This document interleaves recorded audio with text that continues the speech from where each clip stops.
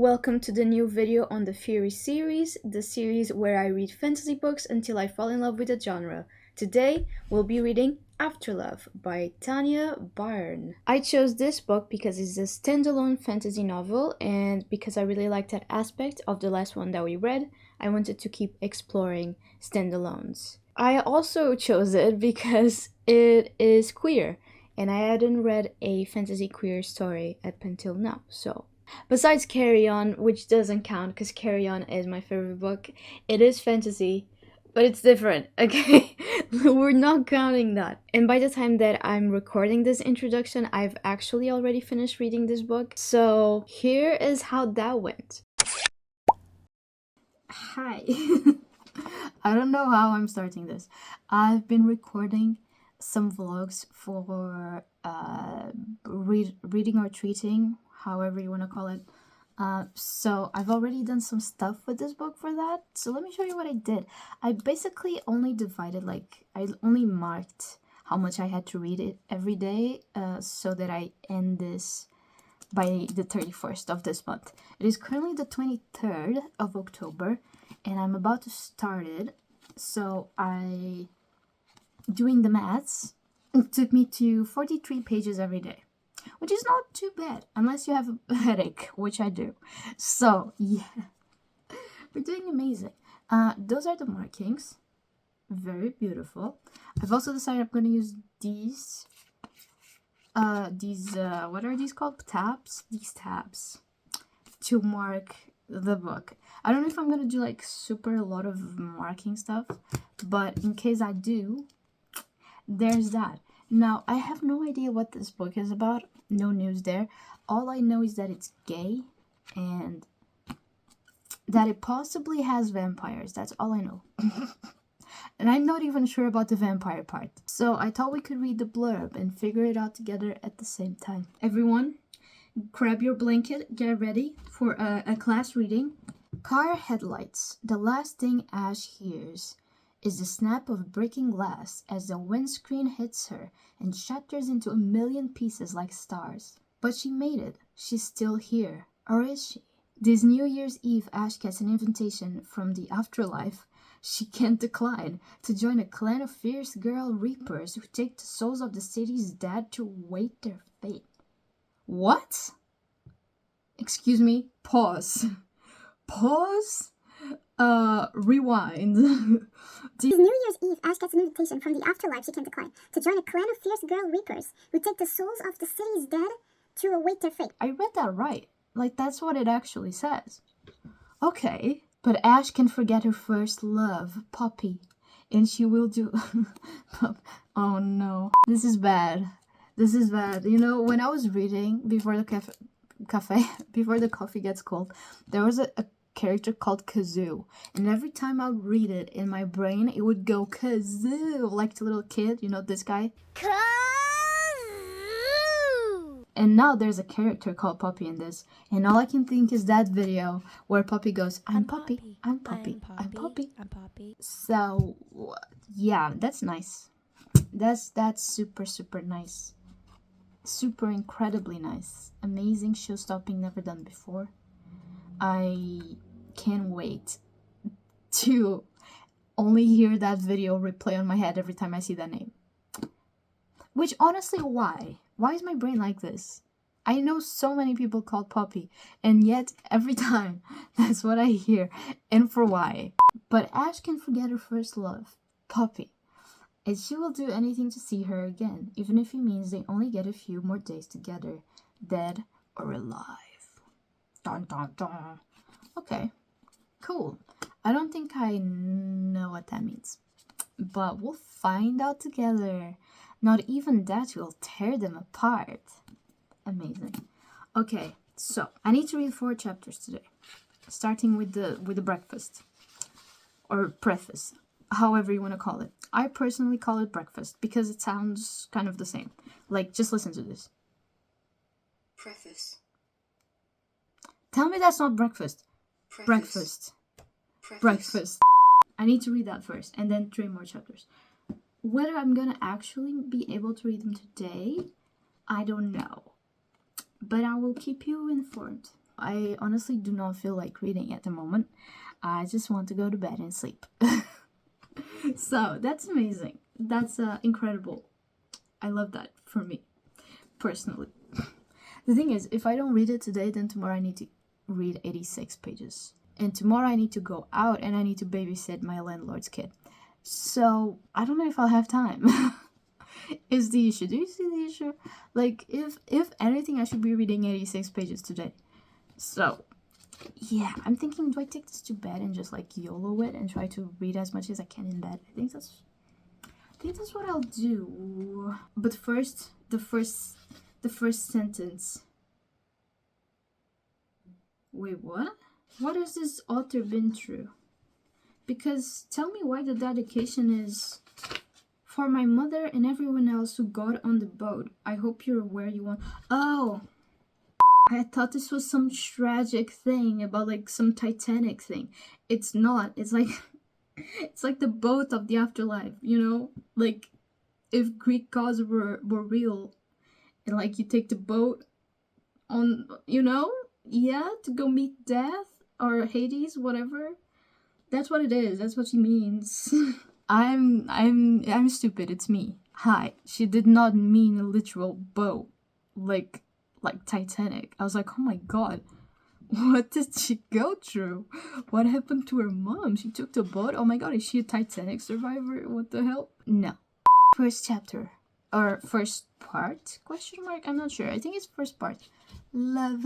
First sentence. Usually this is how we know if the book is good or not. Oh, it's a very long sentence, so already there, it doesn't look too promising. It's a whole paragraph. Alice Anderson is exactly where Deborah said she would be. Who the hell is Alice and who the hell is Deborah? I thought they were called Ash and Poppy. Am I missing something? Alice Anderson is exactly where Deborah said she would be. On the cliff in South Dean, looking out at the sea. That rhymed. Oh my god. Where's South Dean? South Dean sounds like sardine. It's in Brighton? Wait, this takes place in the UK. Oh, no, wait. It's a village in the south of England. It's not oh no, wait, it is Brighton? I don't know. Oh, it's a coastal village in the city of Brighton and Hove. Amazing. Okay. Anyways, we've read this sentence like 3 times now. Alice Anderson is exactly where Deborah said she would be, on the cliff in Saltine looking out at the sea. It sounds like they're gonna burst into a rap. Not that I could have missed her in that hot pink fur coat she's wearing. It's the sort of thing I'd make a beeline for in a shop, but never be brave enough to buy. I'd try it on, take a selfie, then put it back in favor of something more sensible. Something black that I could wear to school without getting detention. Who's speaking? I'm so confused who's speaking here. Is it Alice or is it Deborah?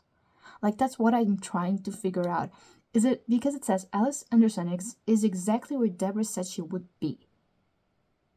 Which sounds like it's third person, but then not that I could have missed her.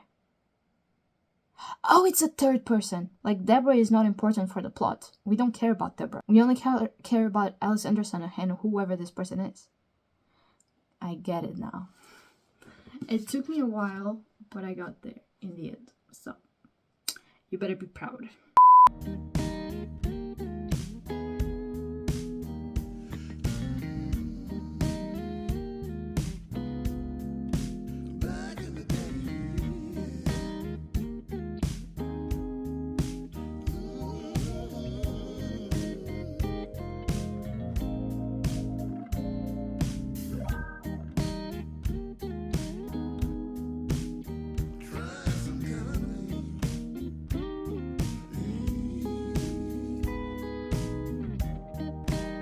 Little bit of an update for this.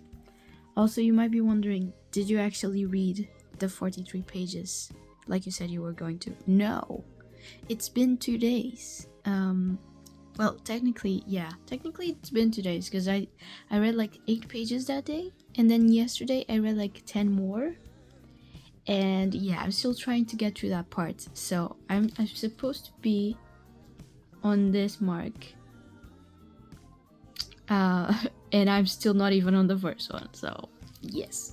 Anyways, little small update about this. It gave us a first chapter, like the first chapter was about Ash, like already being in her position as a Reaper, and like taking someone's soul, someone that died. And then on the next few chapters, on the next three, I think it's 3 chapters, we go back to before. So I think this is before she like became a reaper or anything like that.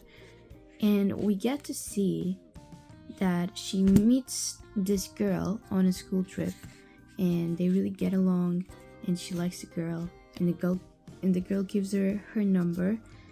So it's up to it's up to Ash to text this girl, so they can like plan a date if that's what the other girl wants. And her best friend Adara tells her to wait 3 days to text Poppy, because she saw something on like Netflix about the science of dating. I don't even know. And she decides to wait the 3 days. But I got a bad feeling that something's gonna happen during those 3 days, because this is before and there's only 1 chapter after that, and then it's like back to after. I don't know if that's like what they're gonna call it. Wait, let me see. Let me check. Oh no, wait, there's still 2 more chapters. I thought it was just 1. Oh, well, this changes everything. Oh my god, it's so many chapters. Never mind. Never mind. Ignore everything I just said. Ignore all of it, okay? Ignore it. I still think something bad is gonna happen. I think they're gonna have actually start dating and get like into a very nice relationship. And then something's gonna happen to Ash that makes her a reaper, and she kind of loses Poppy. Okay, so I just finished chapter 5, and I have a little bit of thoughts, not too many, just a little bit. We got to know more about Poppy and like her backstory and what her family is like. She's the child of 2 very successful like scientists type of thing, because her mom is a professor who has won a Nobel Prize for physics, so very big deal. And her dad works at the Institute of Astronomy in Cambridge, funnily enough. And they also, like, the parents met in Cambridge. They were both studying maths at the Cambridge University. Now, the Cambridge University, for those who don't know how it works here, basically there's a bunch of different colleges that all belong to Cambridge University. So it's like on one college, like let's say King's College, for example, I'm not sure what they study there, but like every single college, they study like some different type of courses. Like it's different type of courses per university, like per college. So you won't have like people studying literature in the same place that they're studying like maths, for example. So they have different types of colleges, and they all belong to Cambridge University. And they all together compose Cambridge University. So they were studying maths, and the college that is known for maths in Cambridge University is Trinity College. Trinity College is actually not that far away, so I could go there. I'm thinking I could go there. Maybe we will. I mean, I can't go inside, obviously. You would need to be a student or like a teacher or a member of staff, whatever, to go in, or you would need to get permission. And I'm not sure how to get permission, but I can still show like kind of the outside. It is close to Grand Arcade and close to a part of the river where there's people doing, what's it called? Punting.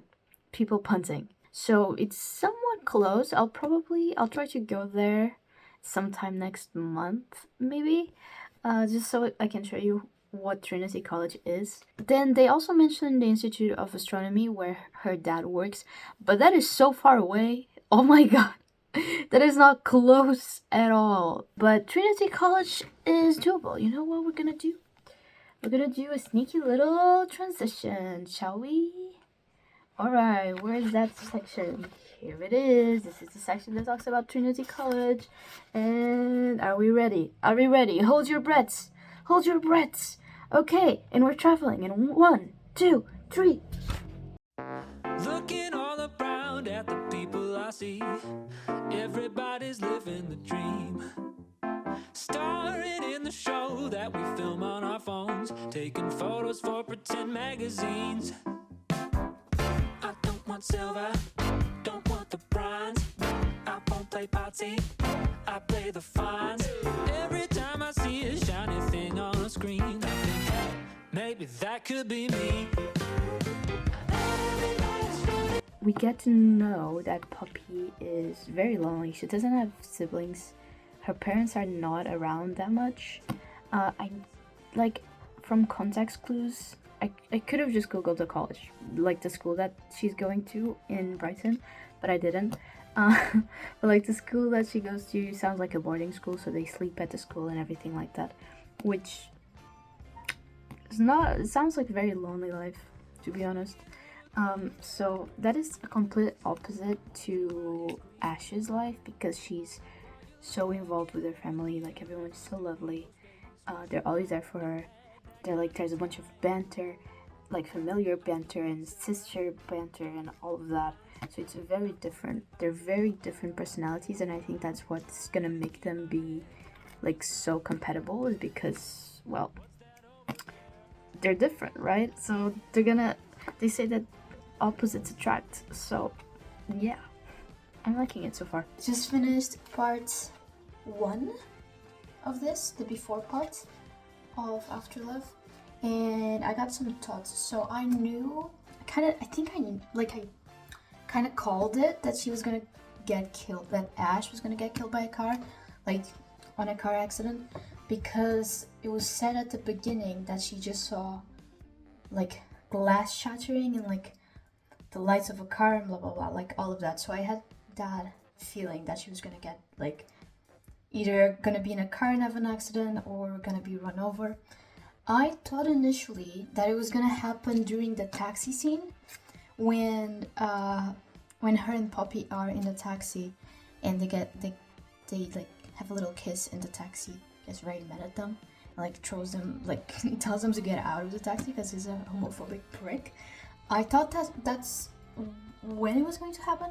I thought like because she said afterwards, like she said after she got out the taxi, she said that like he's gonna have a hard time finding a job in Brighton because there's a lot of LGBT people in Brighton, and also like when the guy said go to hell and she said I'll see you there, I thought that the guy was gonna turn around and hit her, like try to hit the girls and would hit Ash. That's what I thought, but it wasn't. I did write like on the page before we actually knew what happened. So we know what happens on the last 2 pages of the chapter 11, I think it is, of parts of the before part.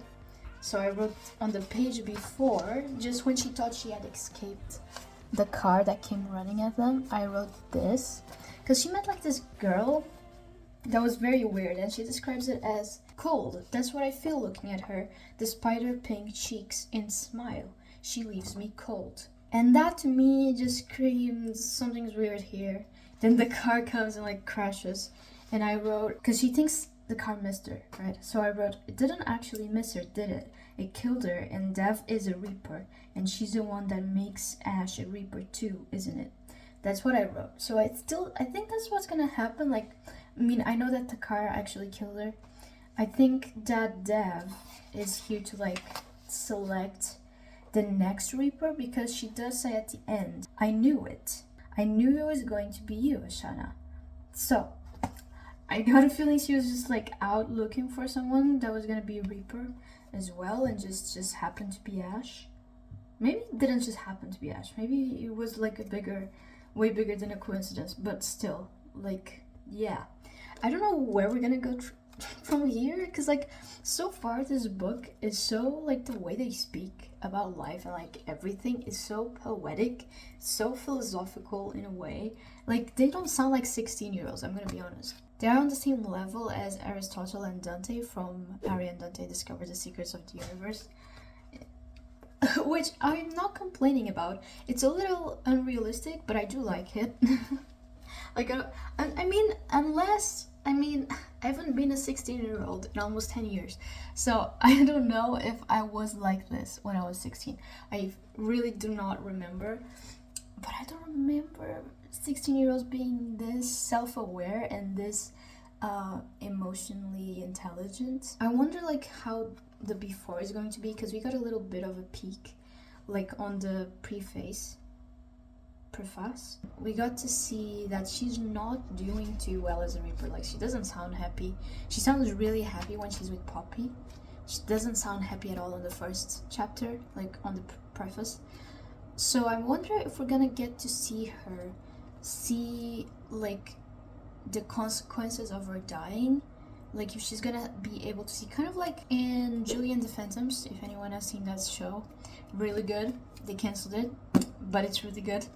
There's that one, oh, spoilers for people who haven't seen it. There's that one episode, because, oh, Julie and the Phantoms, okay, just remembered. People might not know what it is.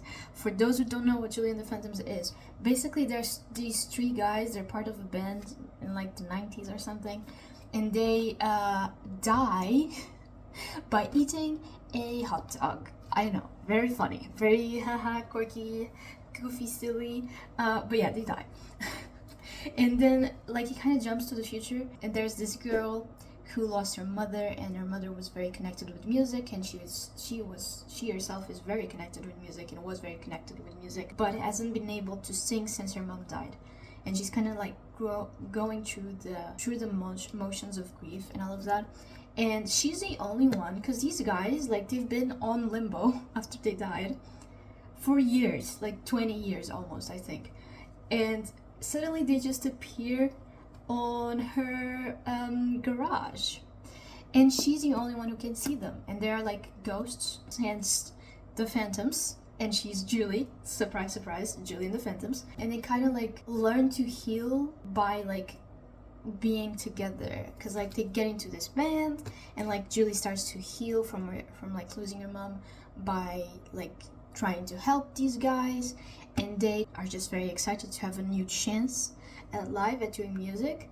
So they kind of heal like mutually. And there's a scene in one of the episodes, I don't know which episode it is now, but spoilers for the people who haven't seen it. There's this episode where one of the guys, Luke, I think his name is Luke, we get to know that when he died, he had a very complicated relationship with his mother and his dad, because like they didn't really, I'm not completely sure, but I don't think they really were super supportive of his music or something like that. And they ended up in bad terms, and he never got the chance to apologize and like reconciliate with his parents because he died. So we get to scene where he kind of like, he has the song that he wrote for his mom. Very sad. Very sad song. And he asks Julie to take the song to his parents, so his mom can like read it and say, like, know that he wasn't upset with her, that he loved her and all of that, you know. And he gets to see like the reaction, because obviously the parents can see him, right?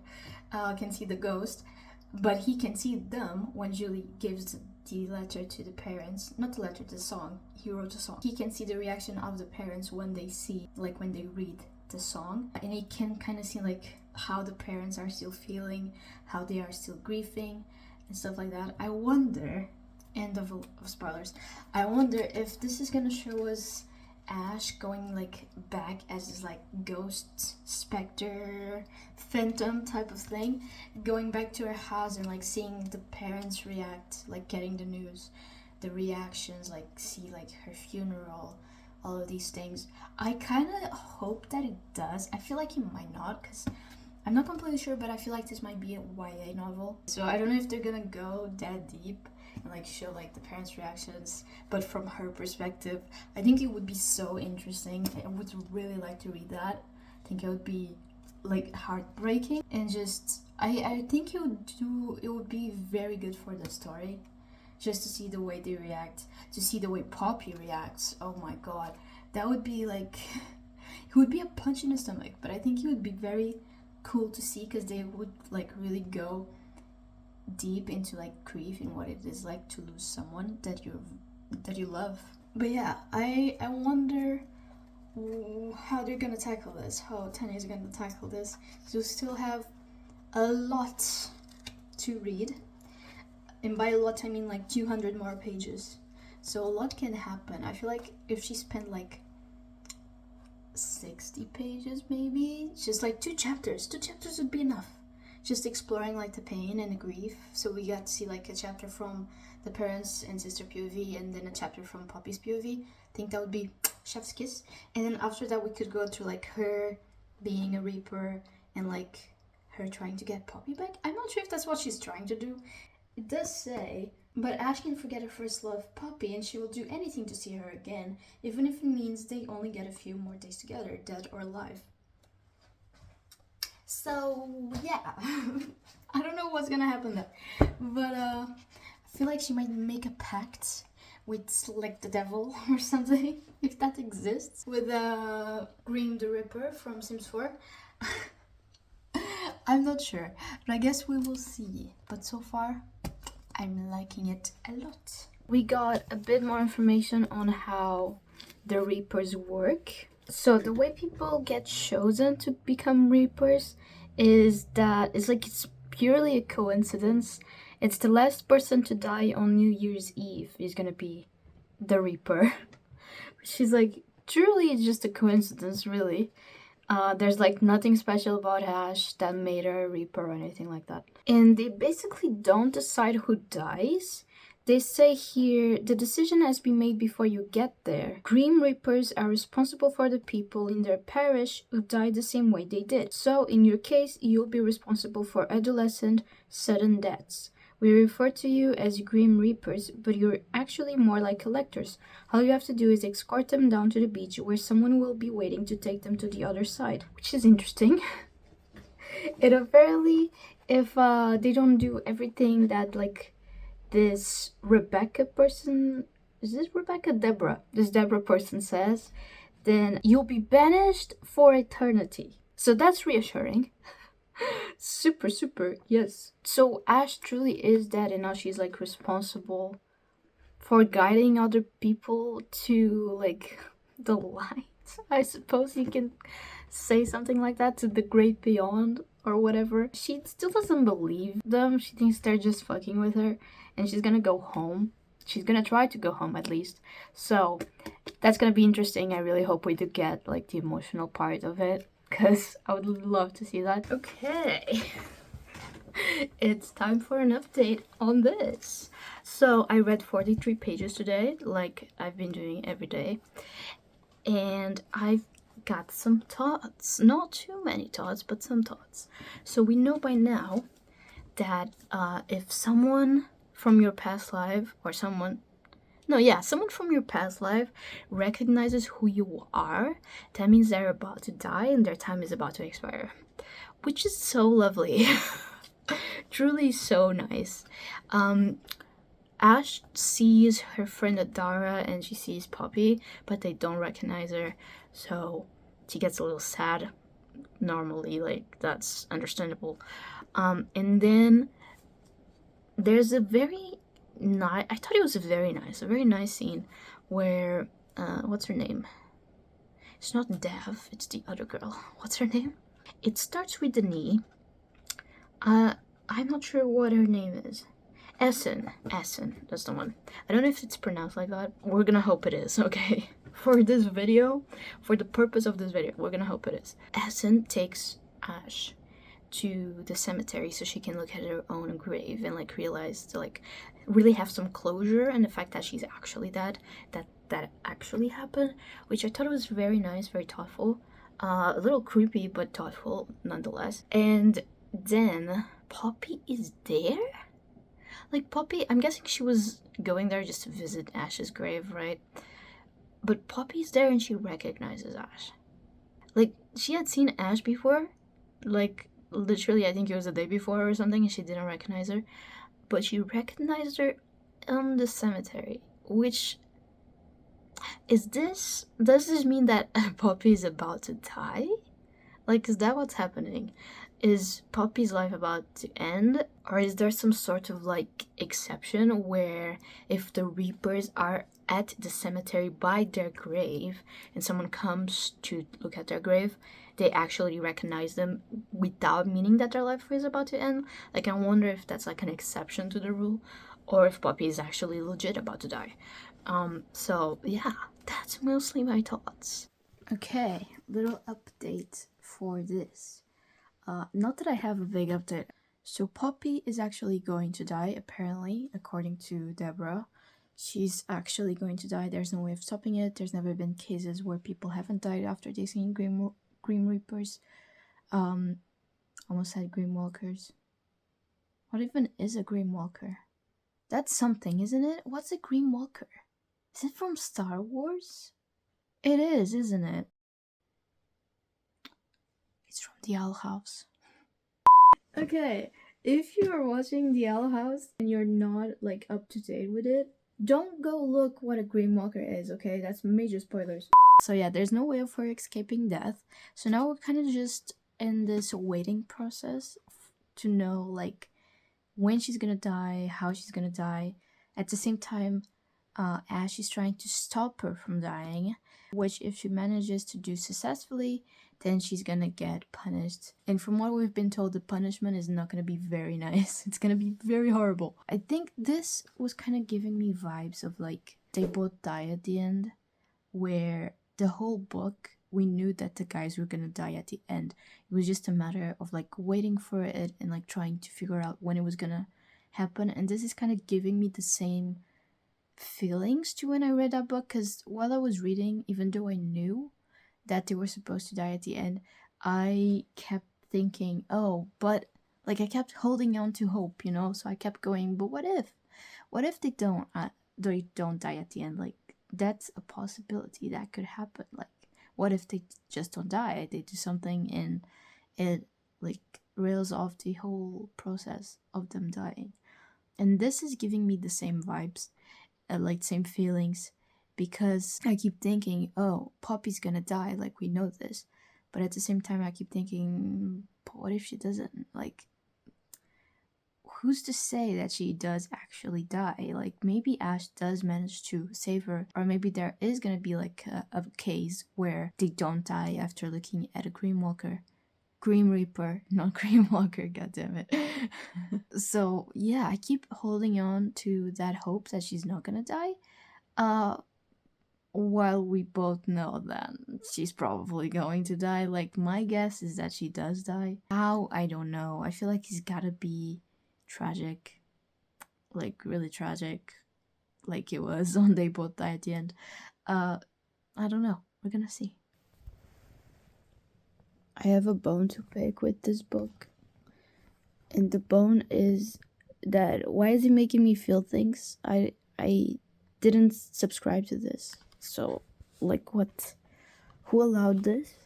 Like Poppy, they're mini golfing because Poppy wanted to do something that she remembered doing that made her happy. And she's saying, I was thinking about the last time I was happy, New Year's Eve with you. Then before that, the last time I was happy, really happy, was my 11th birthday. My dad and I got a little train from Black Rock Station to the pier. We played on all the 2p machines, the ones with the magnets. Then spent our winnings on candy floss and ice cream. Then got the train here and played mini golf. It was the best day. Honestly, I had so much fun. They sent me to Wycombe Abbey a few weeks later. I don't know what I did, why I suddenly became so difficult to love. Like, girl, can we not? I didn't subscribe to this. Why? Tell me why. Ain't nothing but a heartbreak. Tell me why. Ain't nothing but a mistake. Now number 5. God, is this sad. I mean, it's not sad enough to make me cry, but it's sad, okay? And I do not appreciate sad. Actually, no, that's a lie. I love sad. Sad is my favorite font. Her parents don't have a toaster? What kind of humans are this? They're evil. If you don't have a toaster on your house, unless you don't have money for it, then you're evil. Like, what? Toasted bread is the best thing. Here on page 7, it says, I tell her that my favorite song is Rocksteady because it always gets my parents on the dance floor at weddings, and my favorite film is Dilwale Du Hanyal. I don't know how to pronounce this, even though I tell everyone it's The Shining because it's easier. And I thought we could try and at least listen to the song. I don't know if we'll have enough time to watch the movie or if I can even find it anywhere. I'm going by logic here. The Shining is a horror movie, So is it safe to assume that the other one that she mentioned is also horror? Because if it is, then I'm not watching that. That's for sure. I do not watch horror, so but let's listen to this song. It only says a title. It doesn't say who sings it. So hopefully we can find it. Rocksteady. Oh, by Aretha Franklin. Let's see. Honest review. It's very old school, but I can definitely see how her parents would dance to this. How would you, like, I could see how anyone would dance to this. Damn! Yes, that part. She's definitely like an old soul type of person, just from that. Now, let me search the movie. I kind of want to watch it. Let's see if we can find it. From 1995, when Raj meets Simrad in Europe. It is in love at first sight, but when Simrad moves to India for an arranged marriage, love makes its presence felt. Interesting. So it's not horror, is what I'm getting from this. That is quite interesting, actually, because this is like a romance movie, and when other people ask, she doesn't say this movie because it's easier. Like, it's hard to say this movie, so she just says The Shining instead. And The Shining is like this very... It's a horror movie. So she's putting out this external persona that she's tough, like the type of person that is into gothic fiction and that just loves horror and she's so tough and stuff like that. But in reality, she is a big softie that loves romance movies. And she's super connected with her own, like, culture. Like, she's not ashamed of her culture. You can definitely hear that throughout the book, and you can definitely tell that by, like, this being her choice, and how you can also see how close she is to her family and how much she values her family just by the like content that she likes. Because the song, she gave the reason that's her favorite song is because her parents always dance to it. So it always goes back to her family and the intense love that she has for her family. Alright, let's wrap up this video, shall we? Also, look at the amount of tabs that are on this bad boy. Like, oh my goodness. Alright, so, my thoughts. Oh, in my rating. I don't remember if I usually give the rating at the beginning or the end. I'm just gonna tell you. I gave this 4.5 stars. That is the final rating. Not completely 5 stars, but very close. I think this is probably the book with the highest rating so far in this series. And the reason is, and this is why I didn't give it 5 stars, and also the reason why some people didn't like it as much, it barely has any fantasy on it. Like, it is marketed as a fantasy book, but there's barely any fantasy elements.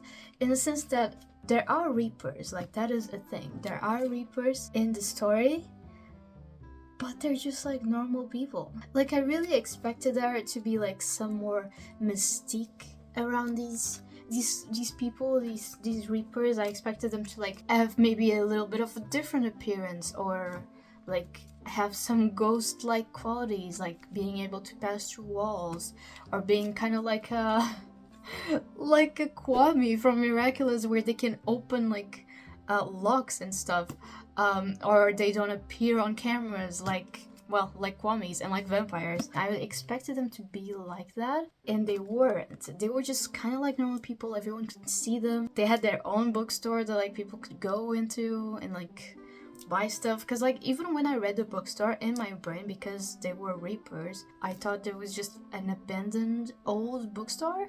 But then there was a point in the book where they actually had a client go into the store and buy a book, and that just tells me that it's not an old, even though they sell old books, it's not an old bookstore, in the sense that they like take care of it, and they clean it, they keep it nice, they actually do business, like, and gain money from the store, which I guess is how the Reapers got money to buy their own clothes and stuff, how Deborah would give them money.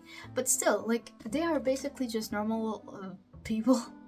They're just normal people who got stuck here and have to reap people's souls. And even the reaping act, I expected it to be a little bit more gruesome and stuff, but they just take them to the beach what? I don't know. Maybe I'm the only one. Maybe I was thinking more of what's the name of that one book that it's about reapers as well? Sight? This one that's on the screen right now. I think I might have been thinking too much about that book when I read it. This was about reapers, and I was expecting something more along the lines of that. Not that I have read that one, to make it clear, but that one seems like it has a little bit more going on. That doesn't go to say that I hated it, because I obviously didn't, but I think that is why I liked it so much. I think it was the fact that it barely had any fantasy on it, and it was just like a lovely yet tragic yet angsty teenager love story, basically, and the queer. So always wins, always a win in my book. I also liked how insightful and like poetic almost, how knowledgeable these characters were, even though it's a little unrealistic because they are 16. They should not be this smart, like this emotionally smart, but I did like that a lot. It made it sound a little less like a YA book, more like an adult book. And sometimes I would forget that they are 16 and I would think that they were older, even though that is not the case. They were still 16. I liked the relationship between the girls. I feel like we could have gotten a bit more, perhaps, of their relationship, but I didn't really overall enjoyed it. I really liked the aspect when Poppy saw the Reapers, and that meant that she was gonna die, and they knew that she was gonna die. I really liked that just because it gave me the same feels, and I talked about this in the video. It gave me the same feels as they both die at the end, where you know that it's gonna happen. However, you are still expecting them to not, like for it not to happen, because throughout all of it until like Poppy died, basically, I was still expecting that she was gonna be different and that she was gonna survive and that she was gonna be special and something was gonna happen and she wasn't gonna die. I do still would have liked to see more of the parents' reaction and the sister reaction when Ash died. I know that's maybe a little bit mean to want, but I did want to see that emotional reaction from them. I think it would have made this book so much more impactful. You would get to see the grieving from the parents' part and the sister part. Even from Poppy and Adara, honestly, it would have been nice to see. Adara, we saw her very briefly and she was laughing with her boyfriend. No traces of sadness or anything. And for Poppy, like when we saw Poppy, she recognized Ash, so we didn't really get much of, like, we did get a bit of the grieving that she went through, because she does talk about what she went through when Poppy died. However, we didn't get to experience it in real time, and that is something that I would have liked to see. We got a little bit of her mom at the end, but it was nothing. Honestly, that was nothing. It's like, go ahead and give us nothing, but in a bad way. Let me see if I can even find that. Oh, here it is. It says, my mom appears in the window and my whole body stiffens. If they see her as well, they don't say anything and sit quietly next to me as I gaze up at her. I'm too far away to see her in any detail, but I know it's her, and I swear she's looking right at me, as if she knows I'm there. We stay like that for a while before she finally turns away from the window. As she does, I see her swipe her cheek with her fingers, and I know then that I can go, that she knows I'm okay. Which, it just sounds like closure to a situation that we didn't even see, right?